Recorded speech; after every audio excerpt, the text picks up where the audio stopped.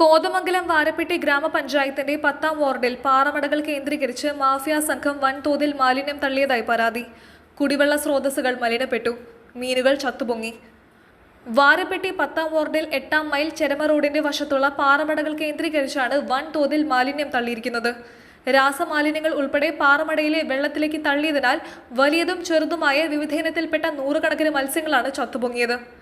രാത്രിയുടെ മറവിൽ കഴിഞ്ഞ 2 ദിവസങ്ങളിൽ തുടർച്ചയായി ഇവിടെ മാലിന്യം തള്ളുകയായിരുന്നു. രൂക്ഷമായ ദുർഗന്ധമാണ് പ്രദേശത്ത് പരന്നിരിക്കുന്നത്.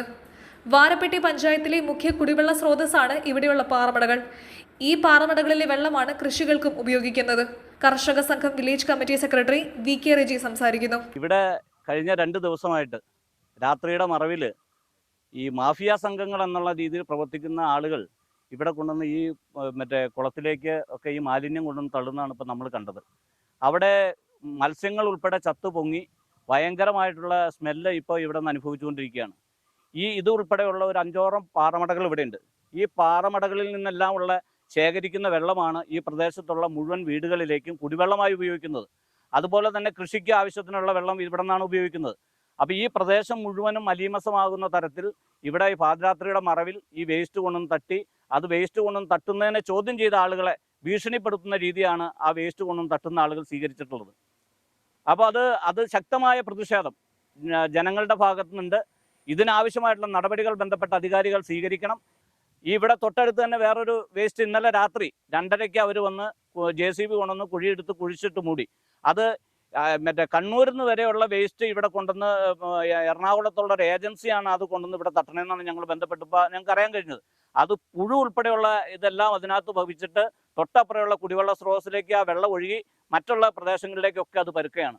വലിയ സാമൂഹ്യ വിരുദ്ധ പ്രവർത്തനമാണ് നടന്നുകൊണ്ടിരിക്കുന്നത്. അതുപോലെ തന്നെ മനുഷ്യന് പകർച്ചവ്യാധി പടർന്നു പിടിക്കാൻ ഇത് ധാരാളം മതി. കാരണം ഇതിനകത്ത് ഇനി മീനുകൾ ഇനി ഒട്ടനവധി ചത്തുപൊങ്ങാനുണ്ട്.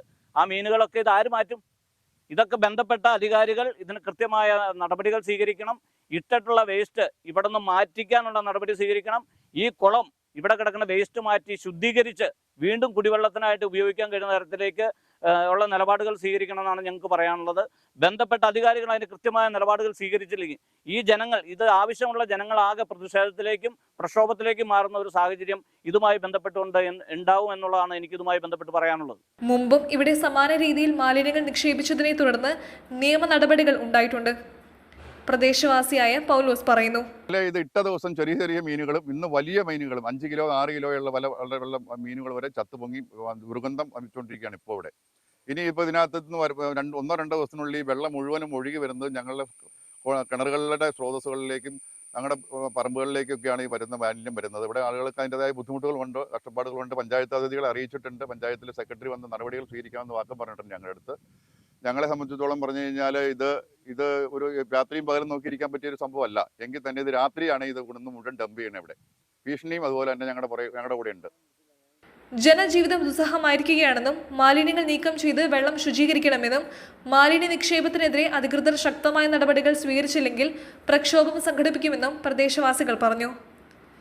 News desk, കൊച്ചിവട്ടം.